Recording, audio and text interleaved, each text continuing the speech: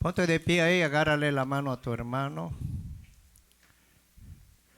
Hoy vamos a hablar acerca de la Santa Cena, que es un mandamiento que el Señor nos dejó a cada uno de nosotros para que participemos. Agárrale la mano a tu hermano. Quisiera que mi hermana Armida pase, la quiere reconciliarse con el Señor para que pueda participar de la Santa Cena, ¿ok? ¿Está aquí la hermana Armida? ¿Una ujier? ¿No hay una ujier aquí? Gracias, Padre. ¿Cuántos se alegran? Véngase más acá, mamá. Esto es muy importante, hacer un voto con el Señor. El Señor siempre está con sus brazos abiertos, esperando que vayamos y nos reconciliemos con el Señor. ¿Ok? Ese dolor el Señor se lo va a sacar. Va a convertir ese llanto en gozo. Y el Señor no rechaza a nadie. El Señor dijo: venid a mí todos los que están cargados, cansados. No dijo: vengan todos los que están bien. Si no, pues hubiera sido malo eso, al revés. Pero todos necesitamos de Cristo. Levanten sus manitas en son de victoria. ¿Cuántos quieren orar para ella? Y repite esta oración: Padre. Repite esta oración: Padre, en esta tarde tú conoces mi vida, mi condición. A ti no te puedo engañar. Tu palabra dice: venid todos los que están cargados, cansados, y yo lo voy a hacer descansar. Y en esta tarde yo te pido perdón por todo pecado, toda iniquidad, toda soberbia, Señor. Échalo fuera de mi corazón. Y en esta tarde abro mi corazón para que tú entres y cenes conmigo. Que tu paz, que sobrepasa todo entendimiento, gobierne desde hoy día todos mis pensamientos, mi camino, Señor. Gracias, Señor, porque tú eres un Dios justo. Inscribe mi nombre en el libro de la vida. Borra todos mis pecados. En esta tarde, gracias, Señor, y séllame con tu Espíritu Santo. Que sea tu Espíritu Santo guiando mi vida, transformando todo mi ser. Gracias, Señor. Gracias, Señor. Gracias por tu hija, Padre. Gracias por su amor derramado en su corazón. Ministrala ahí, Señor. Sea tu Espíritu Santo tocándola, Padre. Gracias. Libérala, Señor, de toda angustia, de todo dolor, de toda tristeza. Ahora en el nombre de Jesús. Y bendice también su familia, sus hijos. Gracias, Señor, en esta tarde por tu amor. Gracias por esa sangre preciosa, esa sangre maravillosa. Aleluya, aleluya. Ama, sí, así, Señor. Gracias, papá. Gracias. Gracias, Señor. Ahí recibe, recibe, recibe, recibe, recibe, recibe. Él saca todo. Él entra donde el hombre no puede entrar. Y más, hija. Gracias, papá. Gracias, gracias, gracias. Bendice, Señor, esta vida. Bendice la vida de mis hermanos en esta tarde. Glorifícate en cada vida en esta tarde. Gracias, Señor. Gracias, Señor. En el nombre de Jesús. Agárrale la mano a tu hermano y vamos a repetir esta oración, ¿ok? Puedes repetir esta oración, lo vamos a hacer todos. Agárrale la mano ahí. Repitan esta oración. Padre, en esta hora te damos gracias por haber enviado a tu Hijo. Reconocemos que somos pecadores, pero gracias a tu amor y demostraste ese amor y enviaste a tu Hijo amado a morir en la cruz por mí, de cual yo soy el primero, Señor. Perdóname, Señor, límpiame. No sé, hay dos nomás que repiten ahí. Límpiame de todo pecado, de toda rebeldía. Abre mis oídos espirituales para que yo pueda escuchar tu palabra y esa palabra haga efecto en mi vida. Gracias, Señor, por tu amor. Gracias por mi familia. Gracias por todo lo que tú has hecho. Y gracias por mi hermana Armida. Gracias, Señor. Gracias. ¿Cuánto le pueden dar gracias al Señor? Bueno, eso depende de ti si quieres darle gracias. Hoy vamos a hablar acerca de la cena del Señor. Vamos a ir a 1 Corintios 11:23. Yo tenía otro tema, pero el Señor quiere que lo demos esto porque vamos a tomar la Santa Cena, ¿ok? 11:23, ya todos yo creo que hasta de memoria saben esto. Dice, porque yo recibí del Señor lo que también os he enseñado, que el Señor Jesús, la noche que fue entregado, tomó el pan y habiendo dado gracias, lo partió y dijo, tomad, comed, esto es mi cuerpo que por vosotros es partido. Haced esto en memoria de mí. Asimismo también tomó la copa después de haber cenado, diciendo, esta copa es el nuevo pacto en mi sangre. Haced esto todas las veces que la bebieras en memoria de mí. Así pues, todas las veces que comieres este pan y bebieres esta copa, la muerte del Señor, anunciáis hasta que Él... ¿Cuántos creen que Cristo va a regresar? ¿Ah? Pueden tomar asiento ya. Vamos a hablar de la cena del Señor, además es en simbolizar la muerte, la redención de Jesucristo. Tipifica también al mismo Señor como el pan espiritual que alimenta a todo creyente. En 1 Corintios 10:16 dice, la copa de bendición que bendecimos no es la comunión de la sangre de Cristo, decía Pablo, y el pan que partimos no es la comunión del cuerpo de Cristo.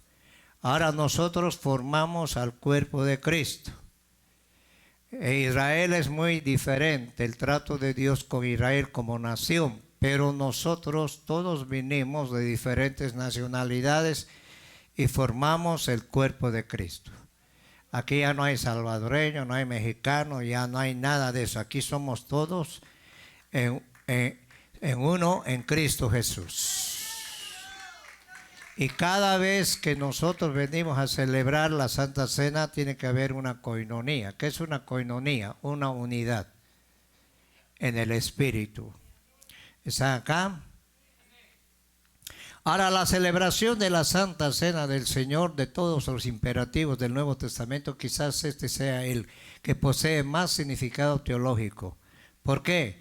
Ningún otro va acompañado de amenazas de juicio, castigo, enfermedad, muerte, sino se celebra correctamente. Eso indica que lo sagrado, que es por causa de las profundas verdades que connota la importancia de la Santa Cena. ¿Por qué estoy hablando de esto? Porque tenemos que saber por qué el Señor instituyó la Santa Cena. ¿Está acá? Y se comprueba por el hecho de que el mismo Señor se reveló al apóstol Pablo profundo significado, dándole instrucciones. Ahora, ¿por qué el Señor Jesucristo se reveló a Pablo? Pablo no estaba en medio de los 12 discípulos. Él no estaba cuando Jesús partió el pan y dijo, esto es mi cuerpo que por vosotros es partido.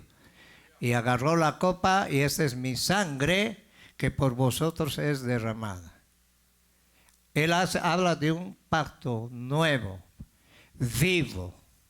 ¿Por qué vivo? Porque los animales, antes de que haya ese pacto, habían ofrendas hechas con muertos, los animales muertos, mataban y con sangre ajena podían entrar el sumo sacerdote al lugar santísimo y ofrecer por él mismo y por todos los demás.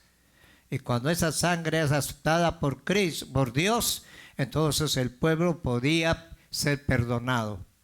Pero cuando vino Cristo, Él no solo nos perdonó, sino que podemos entrar confiadamente al trono ¿de qué? De su gracia. ¿Están acá? ¿Y por qué a Pablo le dio instrucciones? Cuando los discípulos, cuando Judas falló y Judas se fue al otro lado, ellos echaron suertes y cayó en Matías para completar el número 2. El número 2 es un número perfecto que Dios trabaja en números pares. ¿Están acá? Entonces, de Matías no se escucha nada, pero Pablo o Saulo fue escogido por Dios. Camino a Damasco, ustedes saben eso. El Señor se le presentó.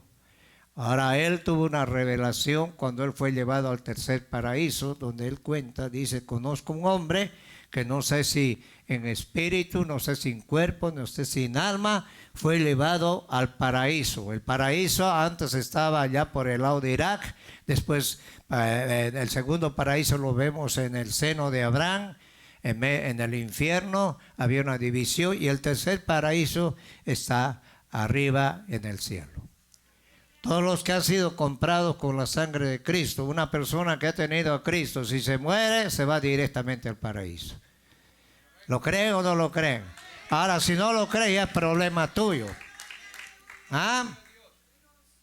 Esto indica lo sagrado que es causado de las profundas verdades que connota la importancia de la Santa Cena. Se comprueba por el hecho de que el Señor mismo reveló al apóstol Pablo su profundo significado, dándole instrucciones. Por eso dice Pablo aquí, porque yo recibí del Señor lo que también se ha enseñado, que el Señor Jesús la noche que fue entregado. ¿Y cómo Jesús se lo reveló? Ya hemos hablado.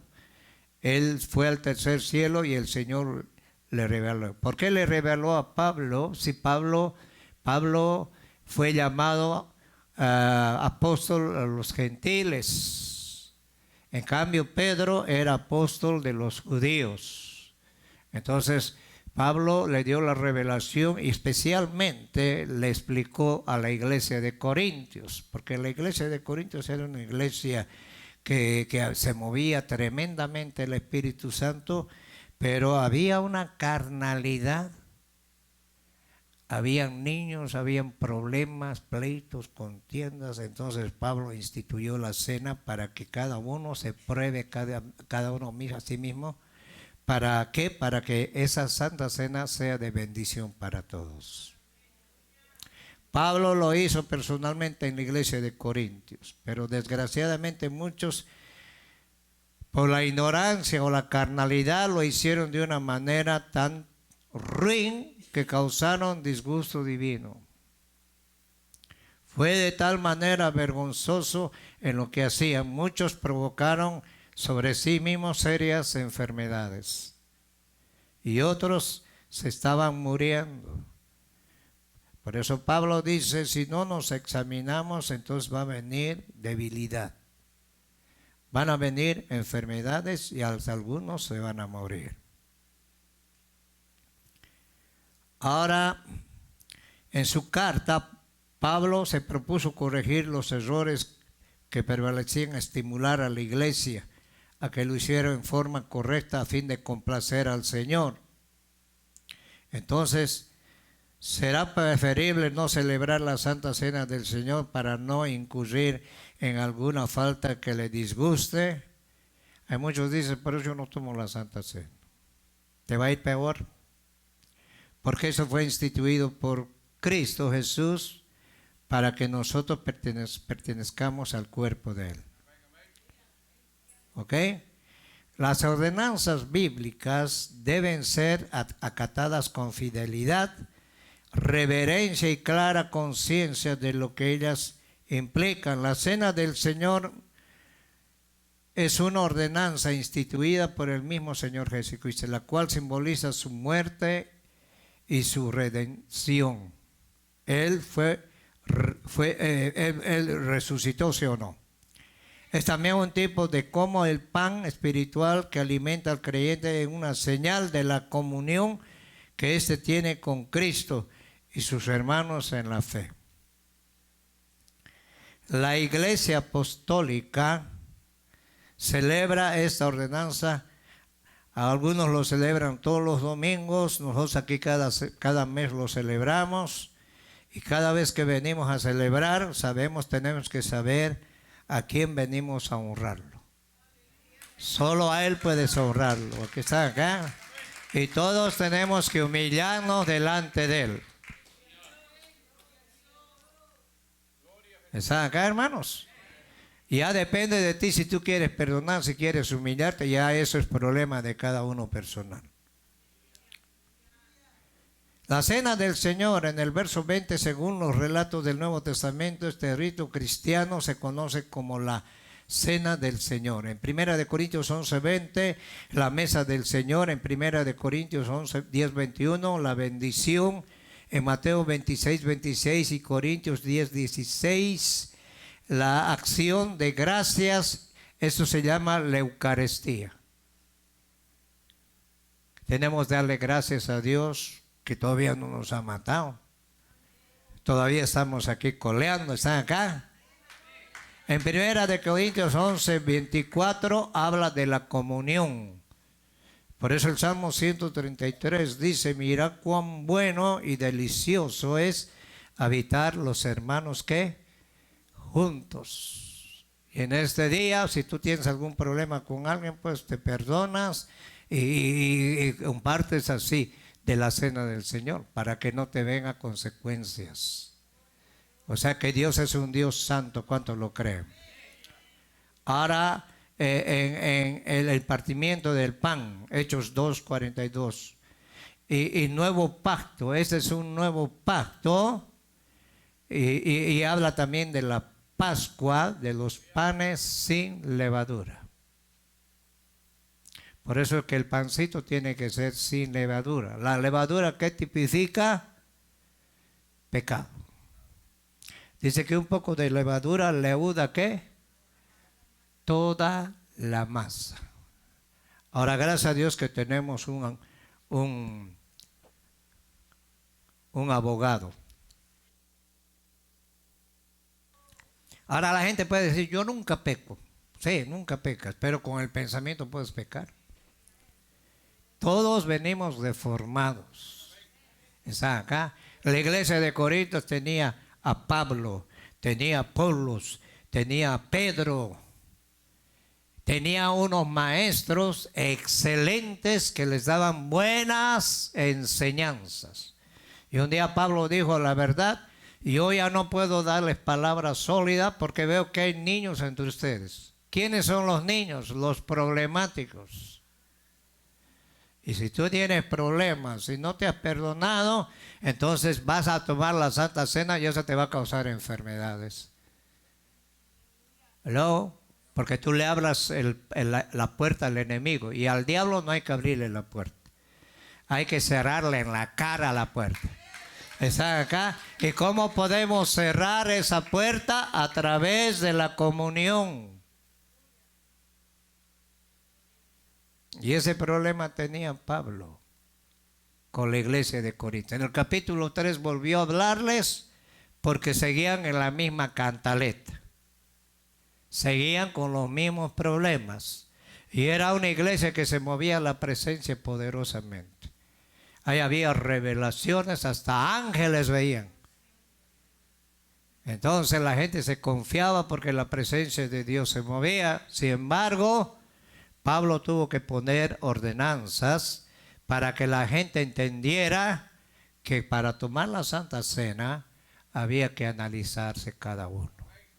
Porque si tú vas y le miras a la hermana, y a la hermana la vas a ver con cara de dragón. Pero tú te vas a ver en el espejo y vas a decir: qué santa soy, qué bonita soy. Hasta lenguas vas a hablar. Saca la vaca, mente al toro. Ahora, ¿por qué Pablo tuvo que poner un staff en la iglesia? Imagínate con esos maestros. Unos eran de Pedro, otros eran de Pablo, otros eran de Apolos, y había otros de Cristo. O sea que Cristo andaba dividido. Ahora, si vamos a 1 Corintios 11, 23 y 24, dice: porque yo recibí del Señor lo que también os he enseñado, que el Señor Jesús, la noche que fue entregado, tomó el pan. Tomó el pan y tomó el pan. ¿Qué más dice? Y habiendo dado gracias, lo partió y dijo: tomad, come, esto es mi cuerpo, que por vosotros es partido, haz esto en memoria de mí. La noche que fue entregado, tomó el pan. Aquí se han colocado tres palabras que son claves en este versículo. Primero, Pablo recibió. ¿Qué quiere decir esto, recibió? Fue enseñado por el Señor Jesucristo y fue entregado por Cristo para que Él pudiera dar a las iglesias gentiles, porque Pablo escribió todas las epístolas, la mayoría del Nuevo Testamento Él lo escribió, y fue un apóstol que Dios escogió. Ahora, con la palabra recibir, el apóstol le comunica a los creyentes de Corintios que todo lo que les ha enseñado acerca de la cena del Señor. ¿Por qué tenemos que hablar esto? Porque tú puedes tomar la cena del Señor y puede venir consecuencias fuertes a tu vida. Y muchas veces eso detiene la bendición en tu vida, tanto espiritual, económica como física. Era algo que había recibido directamente por revelación de parte del Señor. Esa aclaración del apóstol era una garantía de que lo afirmaba sobre la cena del Señor, estaba exento de errores y por lo tanto normativo. ¿Para quién? Para la iglesia. ¿Quiénes son la iglesia? Somos nosotros. ¿Están acá? Hay gente que me voy a cambiar de iglesia, dice. ¿Cuál iglesia? Si tú eres la iglesia.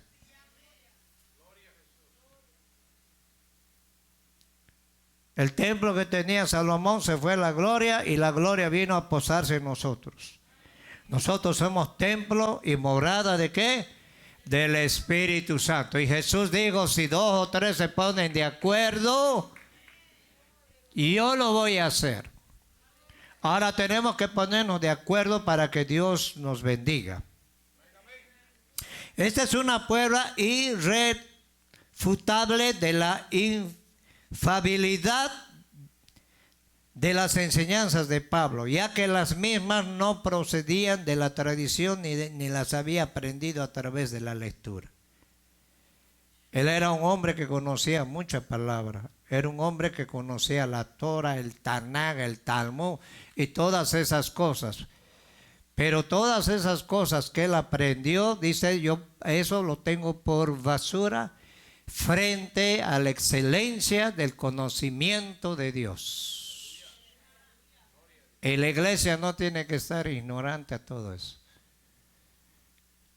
Jesús vino y dio su vida. Y no hizo una payasera del Señor Jesucristo. Él vino a la cruz y Él vino ya predestinado para venir a dar su vida por nosotros. ¿Están acá? ¿Están acá? No que dicen que a Jesús lo mataron los judíos. A Jesús lo matamos todos nosotros. Y gracias a su muerte tú estás con vida. Él vino a darnos vida, y vida ¿qué? En abundancia. Ahora la palabra del Señor revela uno de los ministerios más importantes del apóstol Pablo. El apóstol era no solamente misionero, él tenía los 5 ministerios.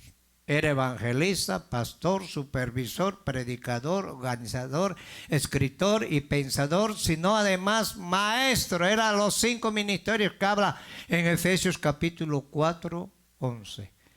Y esos ministerios Dios los dio a la iglesia para la edificación del cuerpo de Cristo. Por esa razón es que esos apóstoles que hay ahora, pues puro Mickey Mouse. Esos no van a predicar gratis, esos van primero, se aseguran el... Una vez el hermano Armando Lucín llegó a un país y le dijeron, queremos saber primero, mi hermano Lucín, le dijeron, ¿cuántos son sus honorarios? Y él le dijo, ¿qué? ¿Cuál honorario? ¿De qué?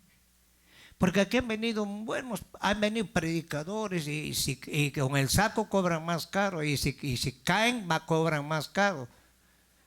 Esos son mercenarios. Él le dijo, yo no cobro. Si ustedes me quieren dar una ofrenda, gloria a Dios. No necesito hoteles de 5 estrellas, porque hay predicadores donde dicen quiero un hotel de 5 estrellas porque el siervo de Dios no puede irse a alojarse en cualquier parte. Y Jesús no tenía ni casa. ¿Están acá? Y con música que les gusta a ellos. Entonces Pablo iba y se quedaba donde podía. Cuando tenía que comer, comía. Cuando no tenía que comer, no comía. ¿Están acá? ¿Cuál era la mayor preocupación de Pablo? Era que los conversos llegaran a ser verdaderos discípulos del Señor. Por eso el Señor dijo, id y haced ¿qué? ¿Qué es un discípulo? Uno que aprende, uno que sigue, uno que se compromete con Dios, uno que pone su vida toda en Cristo Jesús. Primero es Cristo, segundo es Cristo y lo demás viene por añadidura. Por eso Jesús dijo, buscad primero el reino de los cielos y todo vendrá, ¿por qué? Por añadidura. Tu mujer es una añadidura, tus hijos son añadidura, tu carro es añadidura, tu chucho que tienes en tu casa es una añadidura.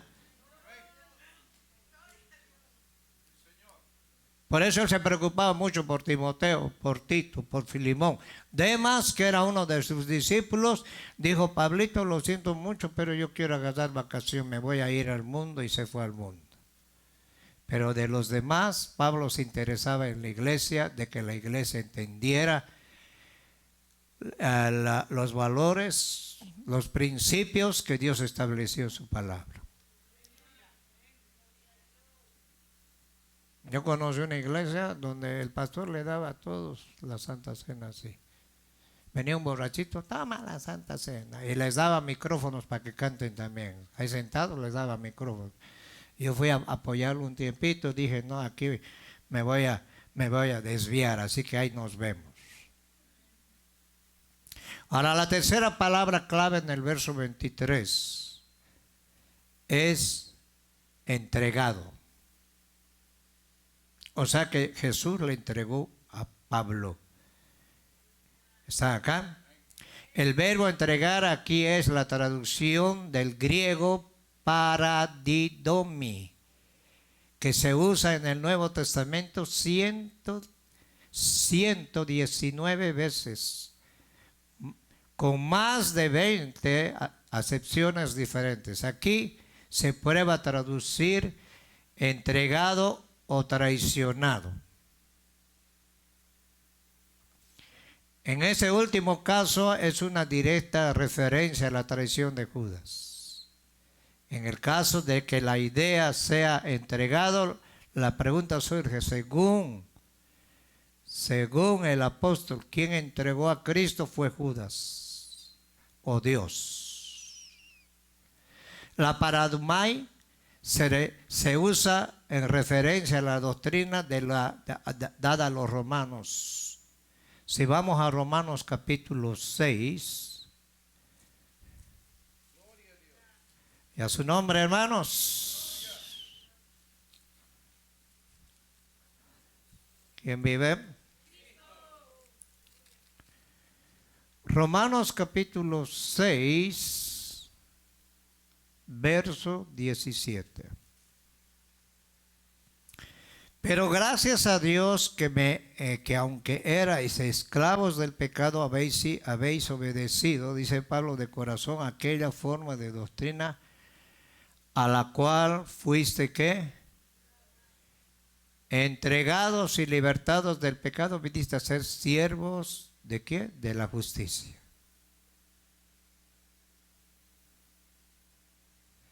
La palabra de Pablo que dice enseñado en griego, entregado a los corintios sobre la muerte de Cristo. Si vamos a 1 de Corintios 15, eso quiero explicarlo muy bien. ¿Y a su nombre, hermanos?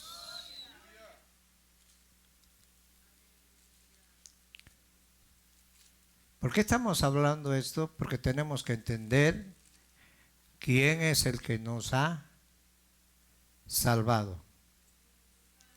Y que Cristo vino ya desde antes de la fundación del mundo como ofrenda del Padre. El instrumento que usó Dios, quiero que pongan atención, fue Judas. ¿Está acá? O sea que Judas fue el instrumento para que lo traicionara a Cristo. Si no, ¿cómo se iba a cumplir la palabra de Dios? Si Jesús venía a través de su muerte a darnos, a redimirnos. ¿A cuánto los ha redimido el Señor? Ahora, ¿para qué nos ha redimido el Señor?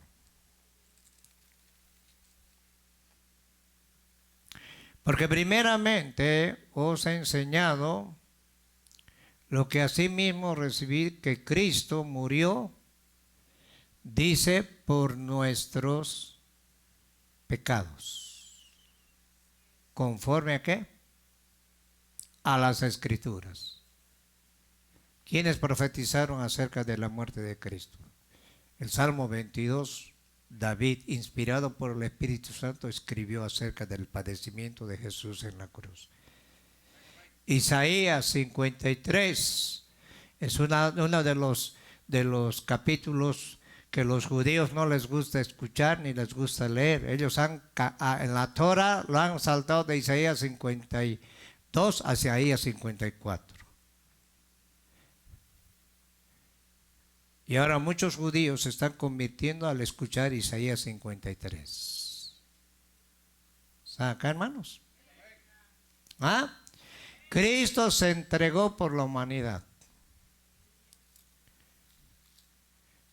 Pero es ese pasaje: de tal manera amó Dios al mundo que envió a su Hijo para que todo aquel que en él crea no se pierda, mas tenga vida, ¿qué? Vida eterna. Si vamos a Gálatas capítulo 2, 20.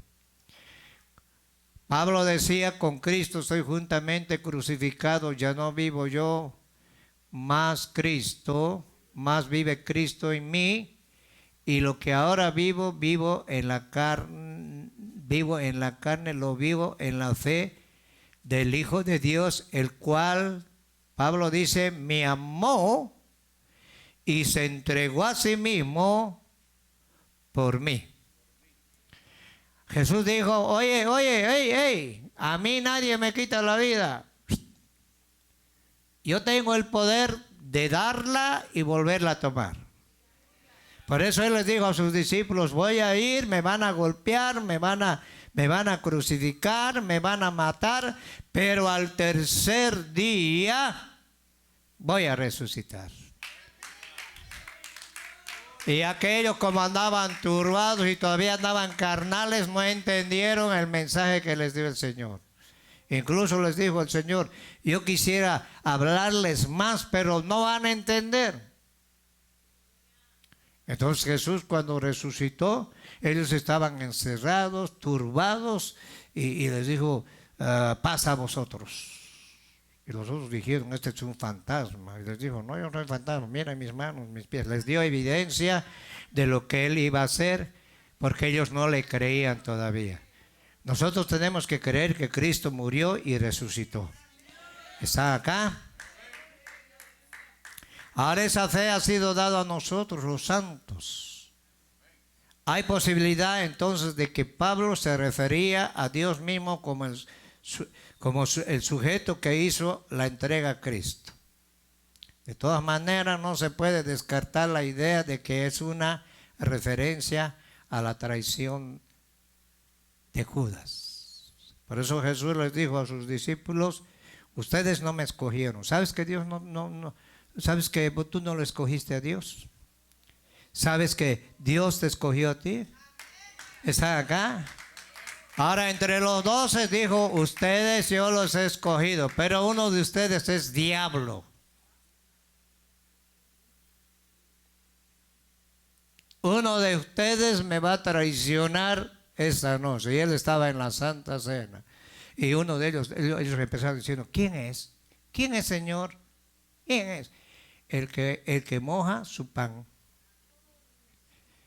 Quiero que ponga atención. Jesús le dio el pan a Judas y se le metió el mismo diablo.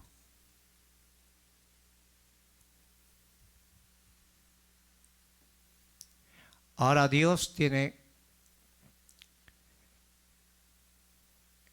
Él tiene el poder y Él tiene el control de todo lo que va a suceder. Dios sabe si tú lo vas a traicionar, si tú lo vas a dejar, si lo vas a abandonar. Él conoce nuestra entrada, nuestra salida. Y Judas iba a echar demonios. Los envió a los 12 y ahí andaba Judas. A veces llegaba y decía, oye, compadres, háganme un favor, salgan de ahí. Pero la idea de Judas era que él no anhelaba lo de arriba. Y Jesús fue a preparar un lugar para nosotros. Jesús no dijo, ustedes se van a quedar en la tierra y se van a hacer millonarios. ¿De dónde sacaron eso? Jesús dijo, van a tener aflicción, los van a odiar. Si con el árbol verde hicieron lo que les dio la gana, con ustedes, ¿qué no harán? Por esa razón es que cuando tú te conviertes a Cristo, vas a tener lucha de todo lado y vas a decir, pero ¿por qué tengo ese problema? Porque el diablo te odia. Como no puede con Jesús, a sus hijos les tiene que dar. Pero nosotros estamos cubiertos con la sangre de Cristo. ¿Cuántos están cubiertos con la sangre de Cristo?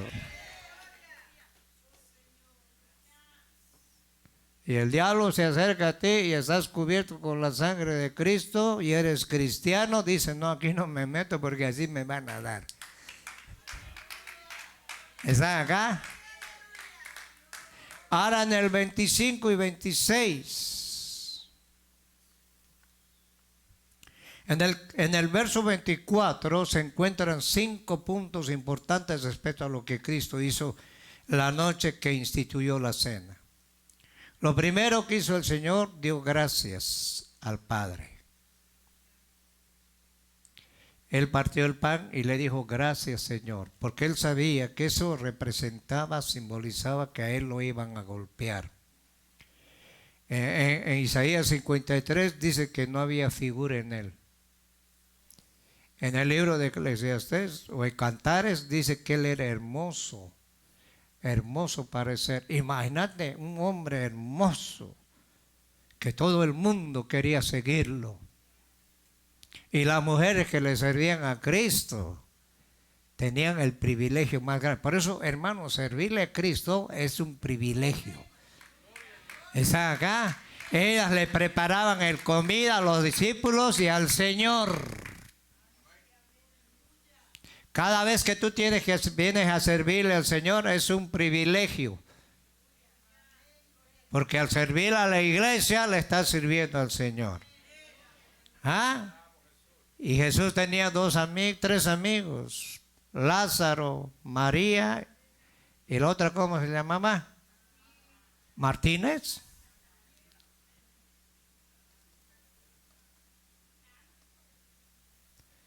Y cuando llegaba a la casa de Lázaro, de María y de su hermana, ¿cómo se llamaba la hermana? No me acuerdo.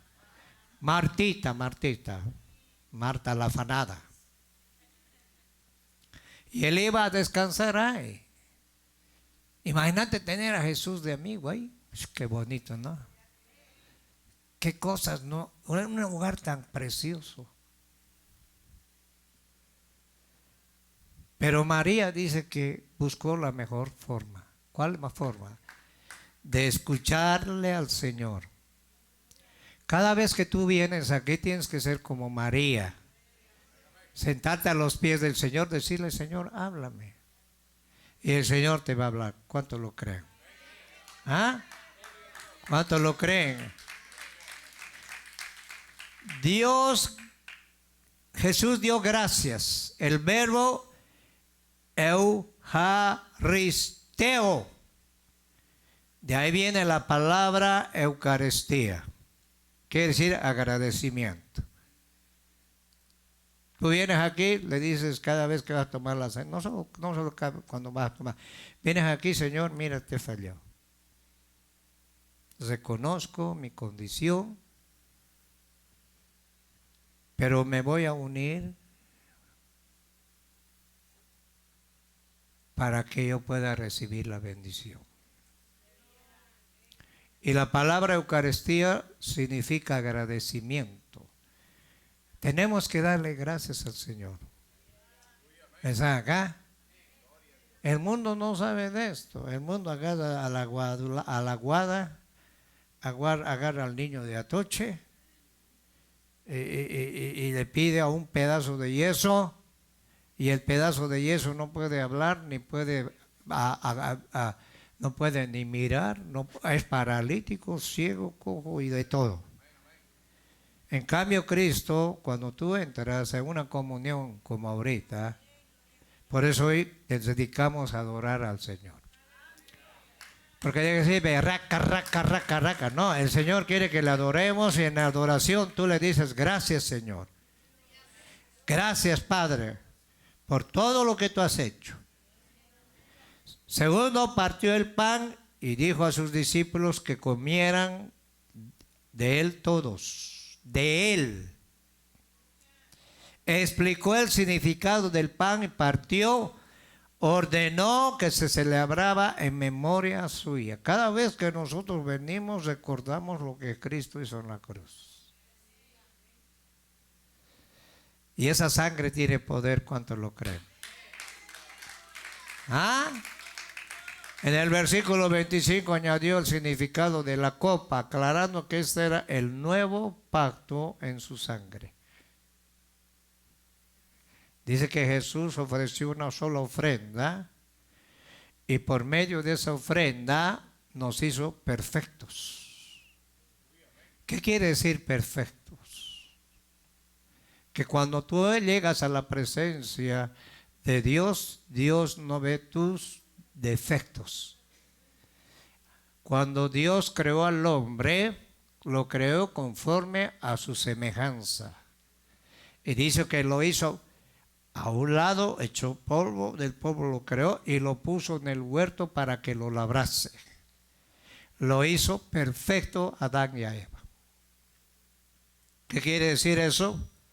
Que ellos estaban aprobados, y el Señor dice que descansó y vio que todo lo que hizo, lo hizo perfecto.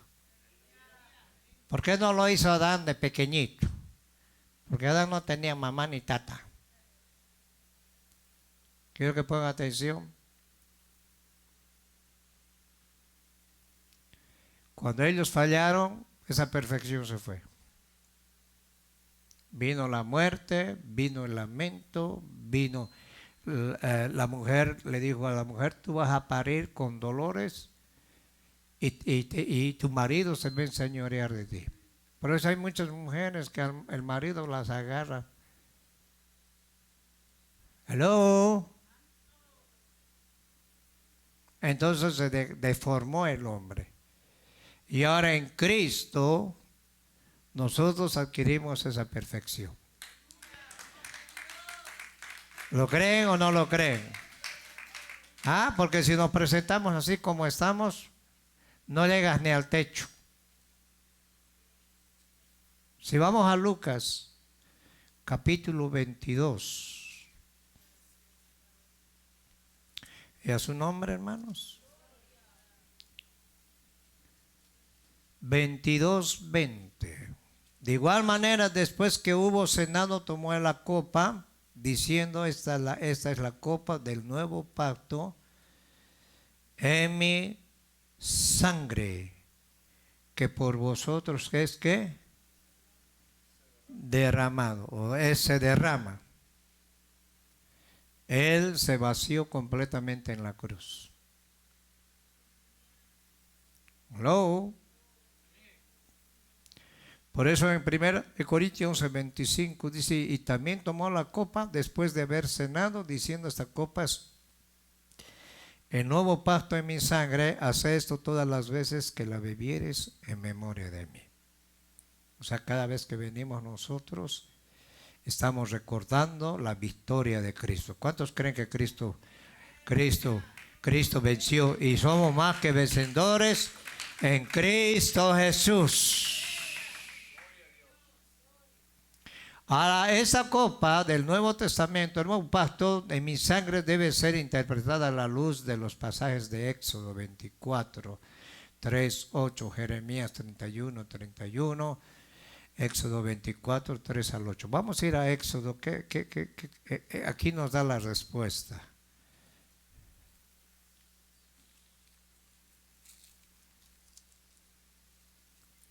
Éxodo 24.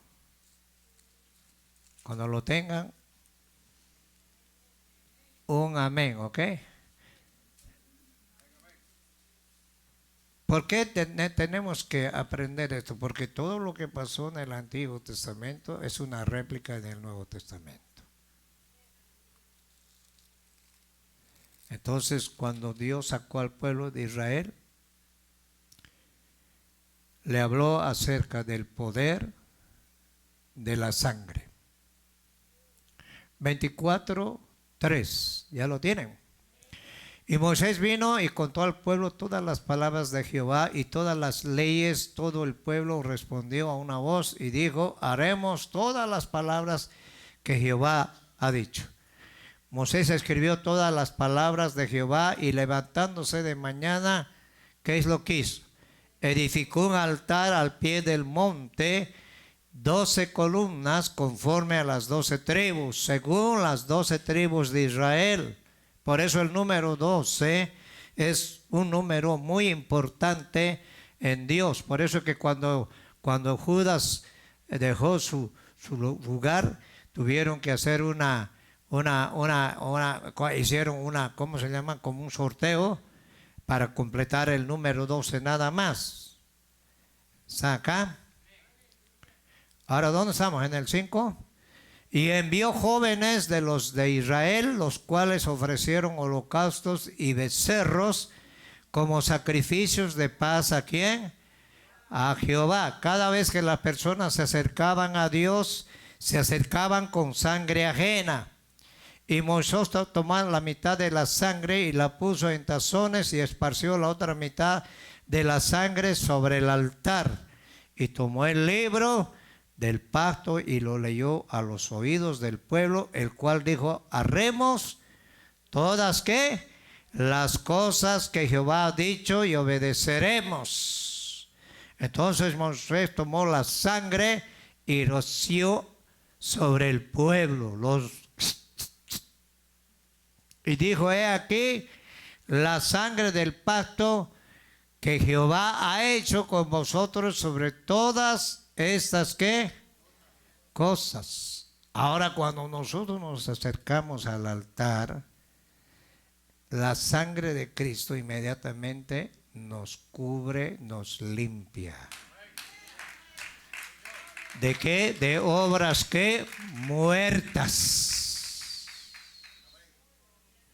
Por eso podemos acercar nosotros para ofrecer sacrificios vivos.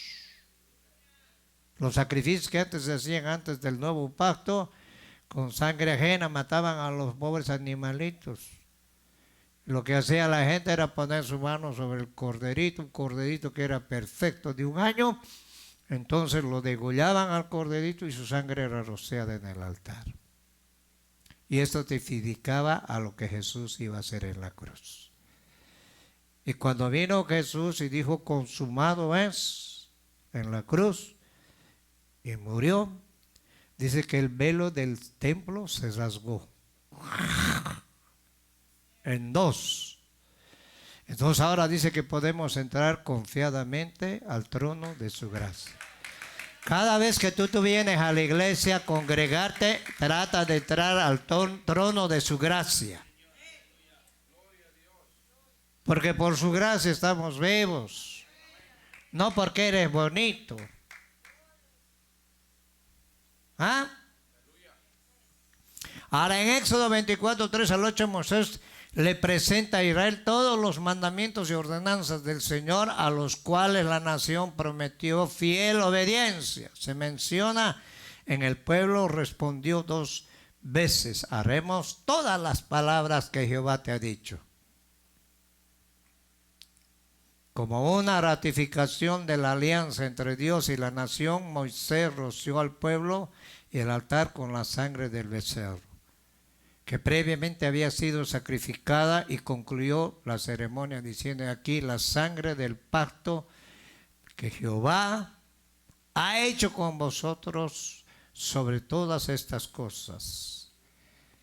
En la antigüedad era común sellar con sangre los pactos. ¿Saben? Por eso la sangre de Cristo tiene mucho poder. Y lamentablemente los satánicos han imitado eso. Ellos también usan la sangre, pero no tiene validez. ¿Ah?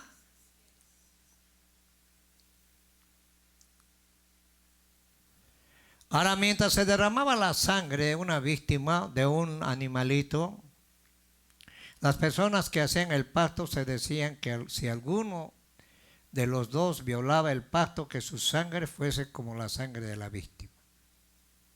Antiguamente hacían un pacto: vamos a hacer un pacto con sangre.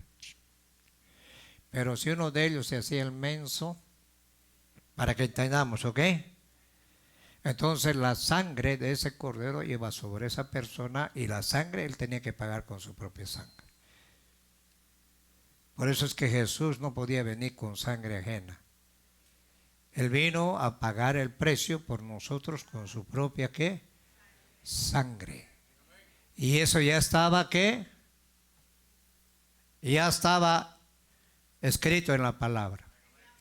Por eso que el diablo quiso matarlo a los 2 añitos. Lo quiso matar, pero no pudo. Lo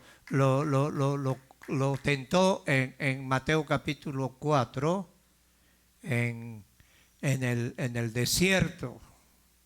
El diablo no quería que llegara a la cruz. ¿Está acá?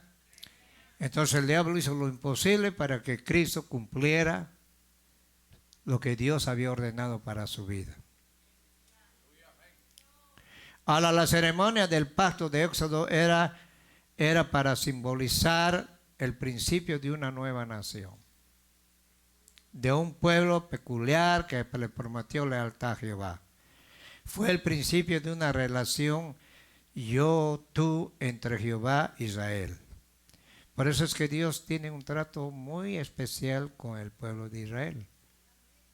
Ahorita ellos están en la banca y nosotros estamos jugando. Mientras esté la iglesia acá, vamos a seguir nosotros. Ellos están en staff. Y una vez que la iglesia sea levantada, ya no puede coexistir 2 templos. Por eso Pablo dice: ustedes son el templo de Dios. Donde 2 o 3 se unan, ahí está en medio el Señor. En Éxodo capítulo 22 dijo: yo soy tu Dios, Jehová tu Dios. Por causa de su amor, Dios escogió a Israel para que fuese especial posesión. Por lo tanto, esta nación estaba moral y legalmente comprometida a guardar los mandamientos, estatutos, ordenanzas del Señor.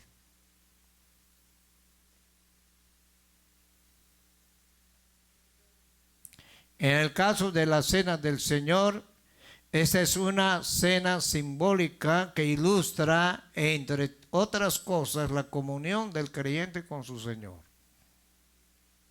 O sea, entramos en la cena y tenemos una comunión con Él. Por eso Pablo dice: oye, examínate para que tengas bendición, para que Dios bendiga tu vida, primero espiritual, económica. ¿Están acá, hermanos? Y Dios te bendiga también físicamente. Y una acción de gracias por su muerte en la cruz. la cual trajo redención, un recordadero de su sacrificio y un nuevo pacto con un pueblo que nuevo que es la iglesia. Y la iglesia está compuesta no solo de judíos, sino hay de todo. Están acá. Aquí hay salvadoreños, mexicanos, chichimecos, zapotecos y todas las tribus. Y nosotros nos unimos acá y el Señor nos bendice. Pero ¿qué es lo que quiere lo más principal el Señor en nosotros? Que haya una reconciliación. Es como el cuerpo. El dedo no va a decir no te necesito. Todo tiene un propósito. ¿Está acá? Todos formamos el cuerpo de Cristo. Y si yo saco mi dedo pues se seca y se muere. Por eso Jesús dijo, separado de mí, nada podéis hacer. Aunque no quieras, aunque te caiga mal, tienes que unirte. Porque aquí no hay solitarios, pues. No hay Rambos. Aquí todos necesitamos estar en el cuerpo de Cristo. Y ahora el cuerpo de Cristo lo forman las iglesias, las demás denominaciones. Jesús no va a venir a esta denominación, me lo va a llevar porque eran tan santos. Él viene por gente que ha sido redimida, lavada con la sangre de Cristo.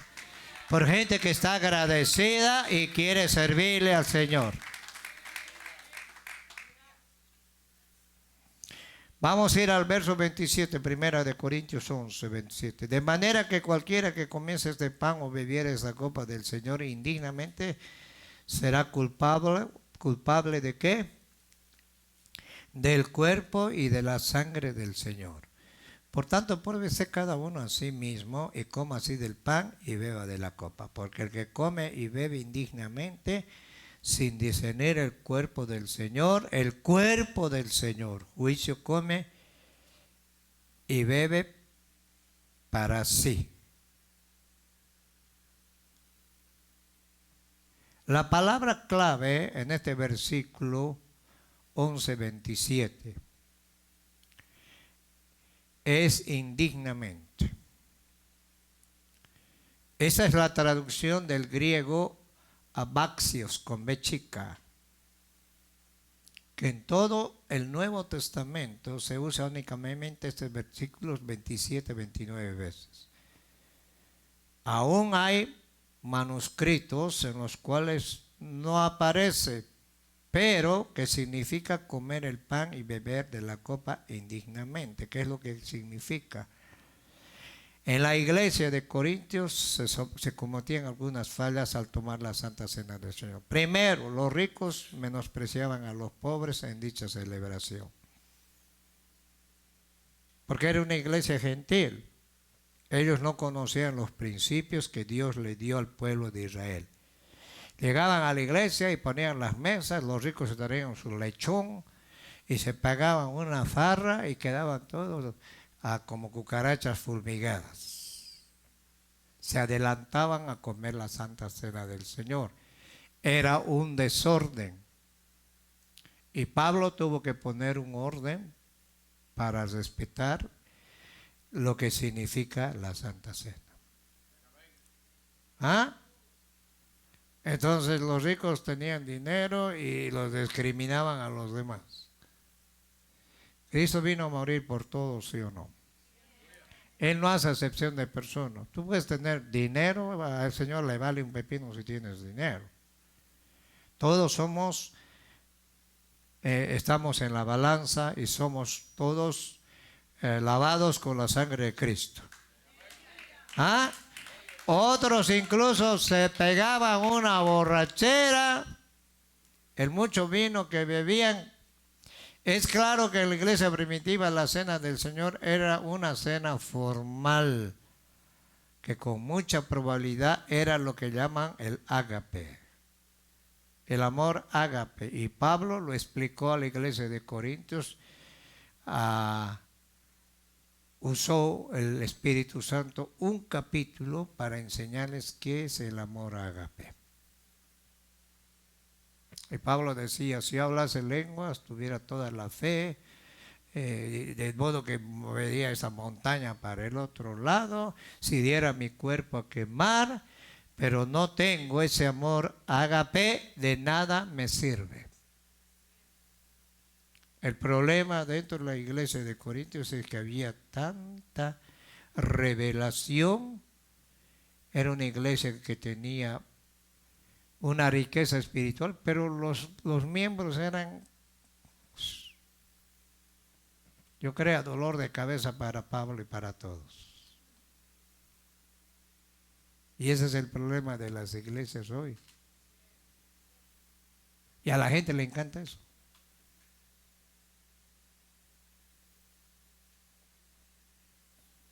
Ahora, la presencia de Dios se tiene que mover, ¿sí o no? Y Pablo dice en 1 Corintios 14, todo lo que hagan, háganlo con orden. Había un muchacho que empezaba a danzar así, se subía ahí a la tarima y danzaba así, danzaba así. Ay, el Señor, a mí no sé lo que hago. Iba a agarrar a las muchachitas bonitas y se la andaba besuqueando. Así que lo agarraron, le dijeron, ¿qué te pasa? ¿Por qué estás haciendo? Y después dijo, hermanos, cuando me agarra el Espíritu, yo no sé lo que hago, pero sí sabes lo que agarras. Había un desorden. Acá todo tiene un orden, ¿sí o no? Todo tiene un orden. Y cuando está ordenado, entonces todo se va a llevar como a Dios le agrada. Era una cena de amor, pero no de enamorados. Porque hay 3 tipos de amor. El amor erótico, el amor filial y el amor ágape. Y ese amor es el que nos une a todos nosotros. Aunque seas lija. O sea, acá, Pedro con Juan eran lijas. Pedro era lija. Por eso decían, la roca le decían. Y a Juanito le decían, hijo del trueno. ¿Ah? En Corintios había de todo menos la cena de amor. Mucho menos la cena del Señor. Comer indignamente la cena del Señor tiene que ver con la actitud de uno, no tanto con su condición. Se usaba como un argumento que si la condición espiritual de uno de los que determinaba la elegibilidad para participar tanto del sagrado rito que nadie calificaba. ¿Saca?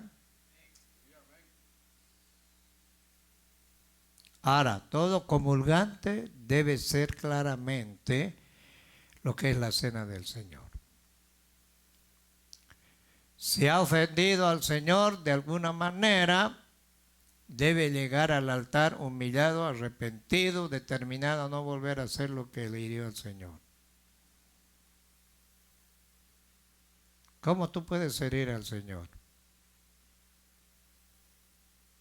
Cuando tú tienes un alto concepto.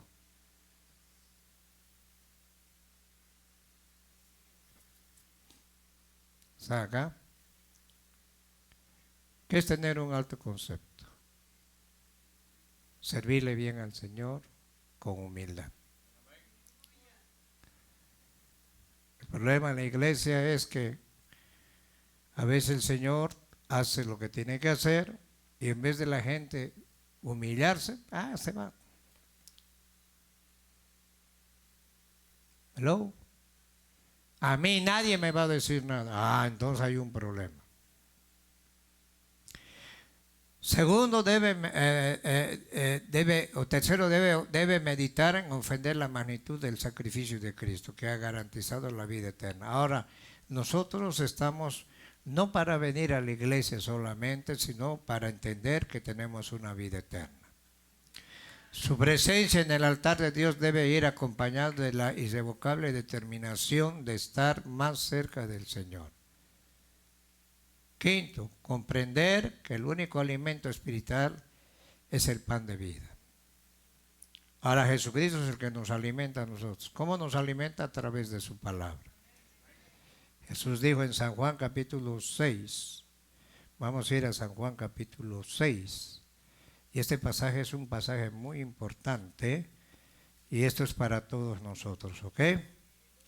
Porque nosotros somos hijos de Dios.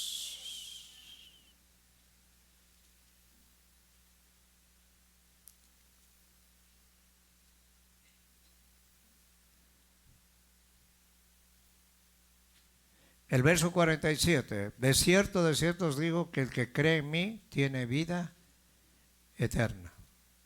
Jesús vino a darnos vida eterna y Él dijo, yo soy el pan de vida. Hello. Cada vez que venimos aquí, el alimento que el Señor nos pone es un alimento que nos va a alimentar nuestra alma, porque el alma no se alimenta con burros, tacos ni nada de eso. Se alimenta con la palabra de Dios. Y les dijo, vuestros padres comieron el maná en el desierto. Y es verdad que el maná el Señor les envió. Y era una comida. Y en el maná estaba en el arca. El Señor mandaba una neblina y mandaba escarchas. Y encima de la escarcha les ponían montoncitos así. Y ese maná usaban ellos para cocinar diferentes comidas. Imagínate el pan que le dio a Elías el ángel. Tal vez era un maná que 40 días caminó. Y ahora el maná verdadero, el pan verdadero es el que desciende del cielo. ¿Está acá? Ahora dice en el 50, y ese es el pan que descendió del cielo para que el que come de él no muera. Pero si vamos a morirnos, a ver, ¿quién va a quedar vivo? Tal vez si viene Cristo nos lleva vivos. Y la muerte entró por un hombre y esa muerte pasó a todos nosotros. ¿Pero de qué muerte está hablando? Muerte, segunda muerte. Quiero que pongan atención. Separación eterna del hombre hacia Dios.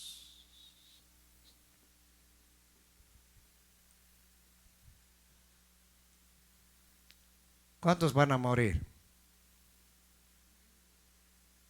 Tenemos que morir cualquier rato, de modo que sea eterno ahí. A no ser que Cristo venga. Ahora, si nosotros nos morimos físicamente, ya, nos morimos, ya. Te hacen un entierro, hasta lloran por ti. Y dicen, qué bueno que era. Porque todos con los que se mueren son para la gente que se quedó. Dicen, ay, qué bueno era. Y si resucita,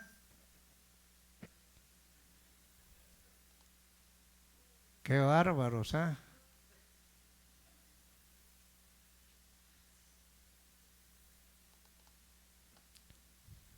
Si no morimos, vamos a ser transformados. ¿Sí o no, hermanos? Ahora la muerte para nosotros es una garantía. Tú te mueres, estás en Cristo, vas a decirle adiós mundo cruel. Adiós tristeza, adiós al ayarés, adiós a las quejas.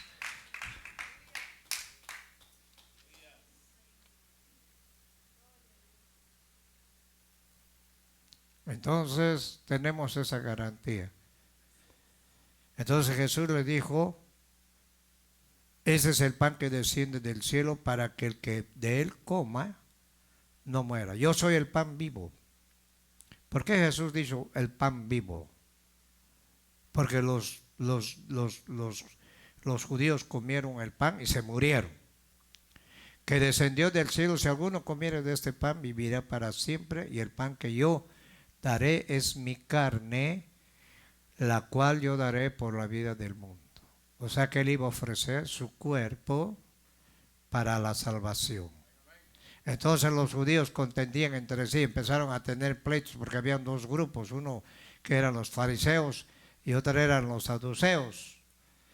¿Cómo puede darnos a comer su carne? Jesús le dijo, de cierto os digo que si no coméis la carne del Hijo del Hombre y bebéis su sangre, no tenéis vida en vosotros. Por esa razón es que Pablo dice, analiza tu vida para que traigas vida. La Santa Cena nos da más vida. ¿Están acá, hermanos? ¿Ah? Y la sangre de Cristo nos limpia, no solo por fuera, sino por dentro también. El que come mi carne y bebe mi sangre tiene vida eterna. Y yo le voy a resucitar en el día postrero. En muchas iglesias grandes ya no usan la Santa Cena. Incluso hay un predicador que le escuché decir, nosotros no vamos a hablar de la sangre de Cristo porque la gente se puede traumar. Y sin remisión de sangre no podemos entrar al cielo. Lo que nos garantiza entrar al cielo es la sangre de Cristo. ¿Ah? El que come mi carne, bebe mi sangre, tiene vida eterna, yo le resucitaré en el día, porque mi carne es verdadera comida. Y ellos interpretaron de una forma diferente. Y mi sangre es verdadera, ¿qué? Bebida. El que come mi carne y bebe mi sangre, en mí permanece. O sea que hay una unidad y yo en él. Como me envió el Padre viviente y yo vivo por el Padre, así mismo el que come, él también vivirá por mí. Y este es el pan que descendió del cielo, no como vuestros padres comieron el maná y murieron. El que come de este pan, ¿vivirá qué? ¿Vivirá qué? Eternamente. ¿Dónde lo dijo? En la sinagoga en Capernaum, en una iglesia.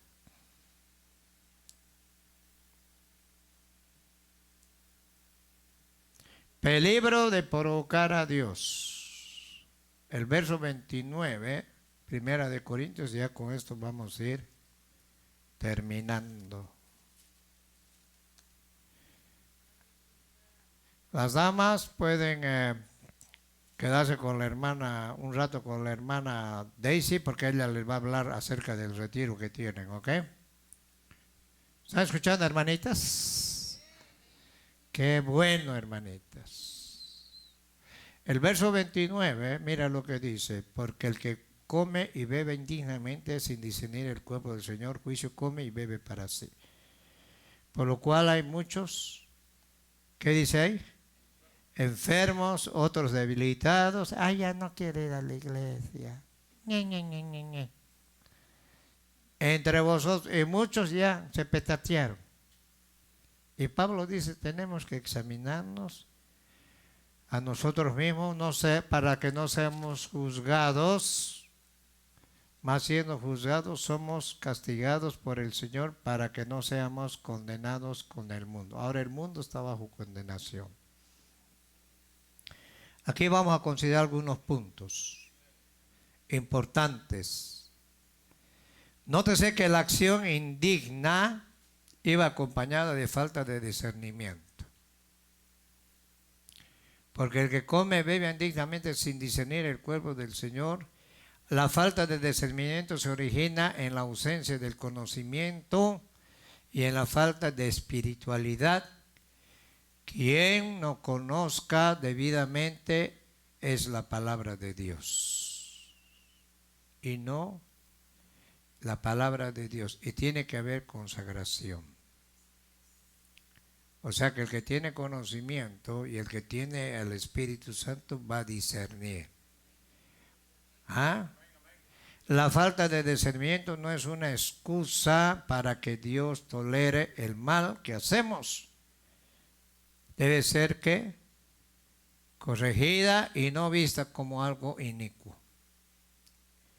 En el verso 29 se mencionan 3 categorías de creyentes que hay en la iglesia. Enfermos.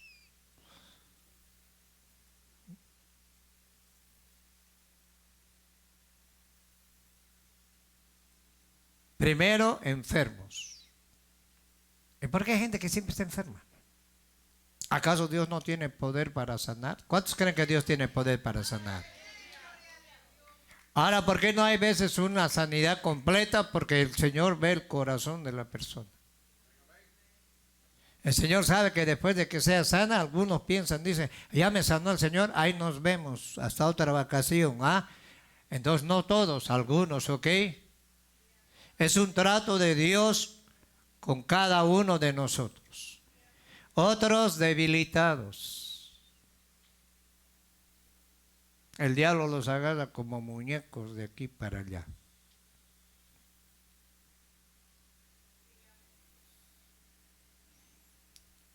Enfermos, debilitados y los que duermen.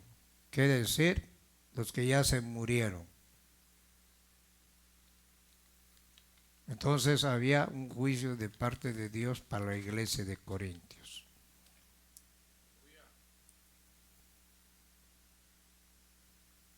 Ahora, ¿cómo podemos evitar el juicio de Dios? Vamos a ir al 31, 32.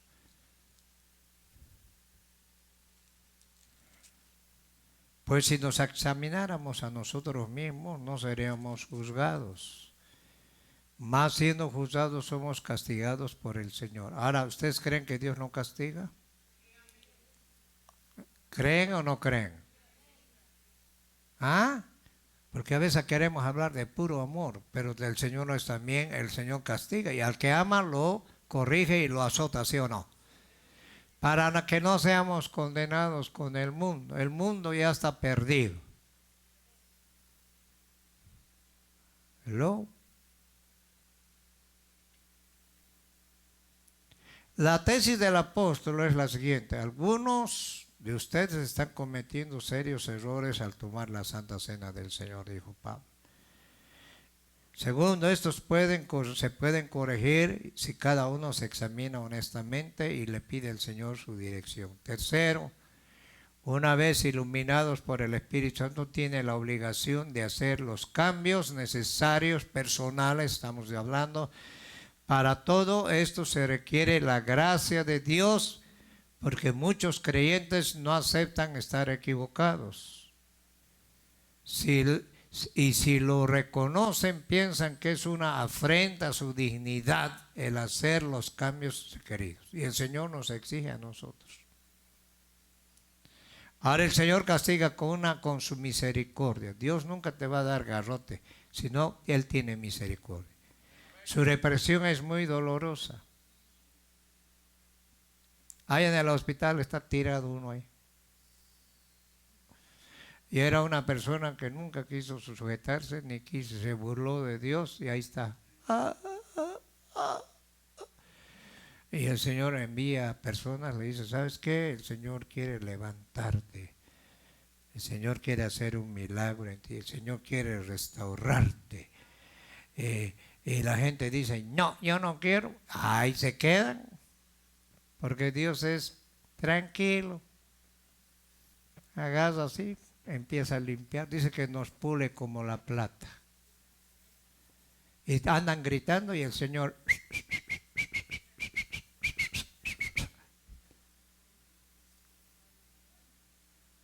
¿Ah?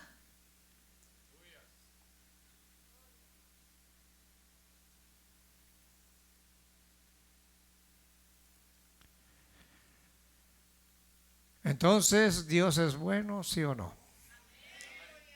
¿Cuántos creen que Dios es bueno? Dale palmas al Rey. Ahora, el pan presenta el cuerpo de Cristo, representa. La copa de bendición que bendecimos no es la comunión de la sangre de Cristo, dijo Pablo. El pan que partimos no es la comunión del cuerpo de Cristo, siendo un solo pan, nosotros con ser muchos somos un cuerpo, pues todos participamos de aquel mismo pan. Eso lo vemos en 1 Corintios 10, 16 o 17.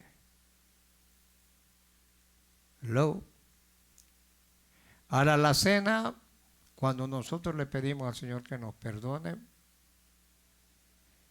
eso el Señor nos va a bendecir en 3 áreas. Primero, espiritualmente. Entonces, a veces te estancas espiritualmente. Ya no sientes la presencia. y no sentir la presencia de Dios, eso trae consecuencias. Segundo, ahora el Espíritu Santo está en nosotros, sino que lo apagas al Espíritu Santo. ¿Sabes qué es apagarlo al Espíritu Santo? Decirle, ¿sabes qué? Conmigo no te metas. Yo hago mis cosas. Bueno, el Señor te dice, bueno, haz tus cosas. Tercero, ¿qué trae? Enfermedades. Ahora el Señor nos quiere bendecir. ¿Cuántos quieren ser bendecidos? ¿Ok? Mi hermana Rosemary Torres pide oración por Elizabeth Robles que tiene cáncer. Vamos a reprender todo cáncer en esta noche, ¿ok? Porque ahorita, hermano, mucha gente con cáncer. Y el Señor dice que Él nos sanó, llevó toda enfermedad. ¿Cuántos lo creen? Vamos a ponernos de pie ahí. ¿Dónde está la pianista? Vamos a ponernos de pie, agárrate de la mano de tu hermano y vamos a orar por esta persona, ¿ok? ¿Cuántos quieren hacerlo? Orar, ¿ok? Porque la oración es muy poderosa.